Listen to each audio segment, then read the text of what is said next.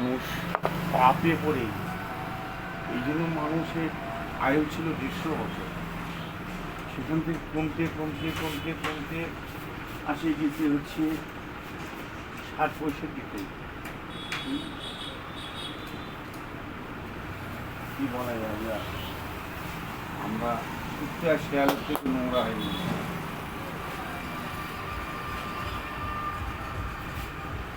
কুত্তা শেয়ালের থেকে নোংরা হয়ে গেছি।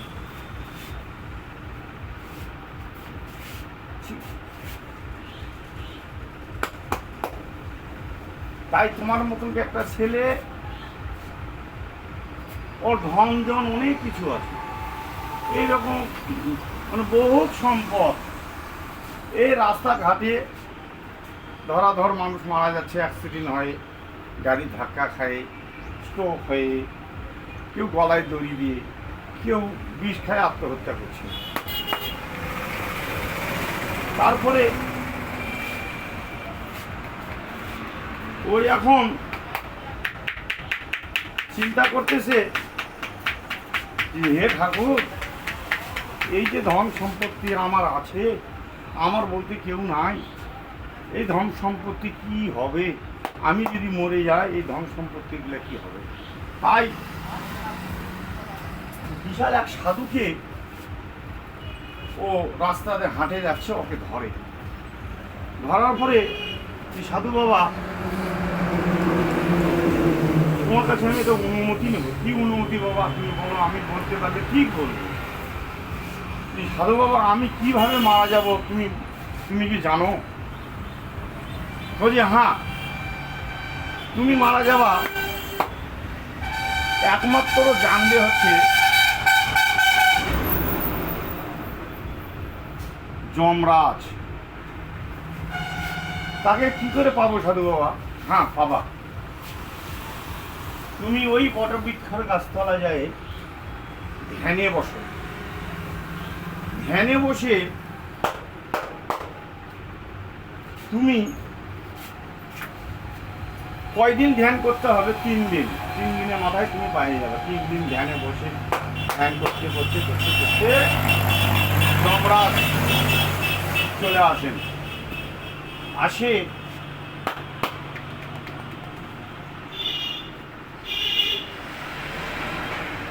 এবার বালক, তুমি যে ধ্যানে বসছো কিস জন্য? কে তুমি? আমি সেই যমরাজ। তুমি সেই যমরাজ? হ্যাঁ আমি সেই যমরাজ। সত্যি বলছো যমরাজ? হ্যাঁ। তখন ধ্যান ভঙ্গ করে তখন ওকে ধরছে যে যমরাজ, তোমাকে আমার কাছে একটা সত্য প্রমাণ করে দিতে হবে, সত্য কথা বলতে হবে। কি সত্য কথা বলো? যে আমি কবে কিভাবে মারা যাবো সেই কথাটা তোমাকে বলতে হবে, একমাত্র তুমি বলতে পারো। না, আমি বলতে পারবো না, এটা আমার পক্ষে সম্ভব নয়। না, তুমি বলতে পারবা। তখন ওর ঠ্যাং চিপে ধরে, ঠ্যাং চিপে ধরে ওকে এখন ছাড়ে না। তখন বলছে যে ছাড়ো। ছাড়ার পরে ওকে বলছে যে অমুক দিন তুমি জলডুবি হয়ে মারা যাবা, অমুক জলডুবি হয়ে এত সময় অমুক জায়গায় তুমি জলডুবি হয়ে মারা যাবা। তাই? হ্যাঁ। তখনও ওই সুন্দর একখানা রাজপ্রাসাদ তৈরি করে, ঘর একদম রাস্তার সঙ্গে লাগানো। এবার রাস্তার সঙ্গে লাগানো ঘর তৈরি করার পরে এইবার ওই তো জানে যে আমি অমুক দিন মারা যাব, তাহলে আমি ঘর থেকে বাড়াবো না। যমরাজ খুব চিন্তিত।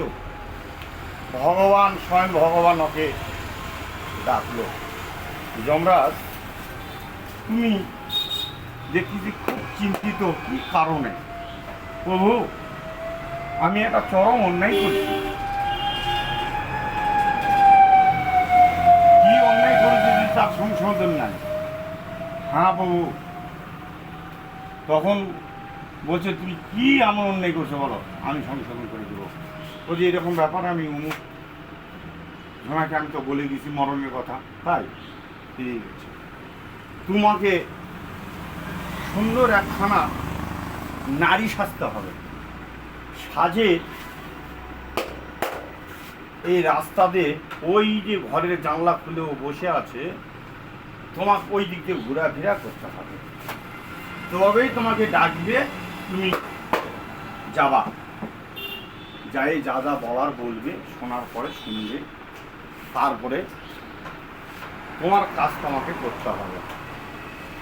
তখন ওকে ডাকবে, যাওয়ার পরে ও দিছে, যাওয়ার পরে এবার বলছে এ মেয়ে তোমার বাড়ি কোথায়?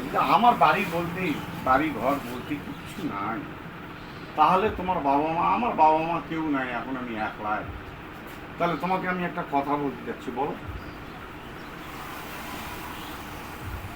যে আমাকে তুমি বিয়ে করবা? তখন বলছে আমাকে কে বিয়ে করবে, আমার বলতে কেউ নাই, আমি বিয়ে করবো, তুমি কি রাজি? বলছে হ্যাঁ আমি রাজি। তাহলে বিয়ের যত রকম বাজার ঘাট যা আছে সম্পূর্ণ কিন্তু তোমাকে করতে হবে, আমি এখান থেকে কিন্তু নামবো না। বলছে আমি মেয়ে মানুষ হয়ে পারবো? হ্যাঁ পারবা।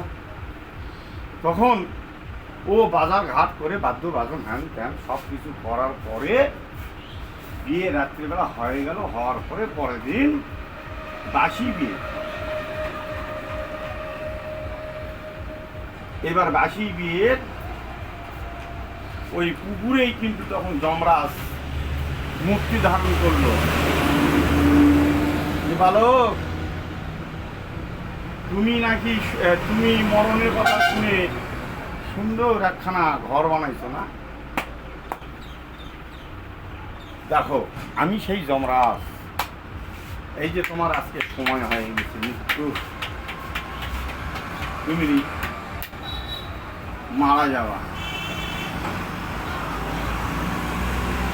তাই ওই বাসি পুকুরেই, বাসি বিয়ের পুকুরেই ওকে জল ডুবি মাথা খুশি ওকে মারে ফেলে চলে যায়।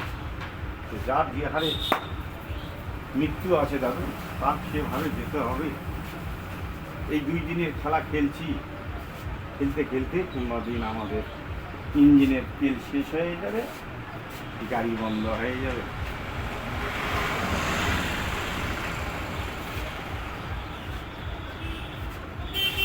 চিন্তা করুন, খেলার জন্য আসছি আমরা।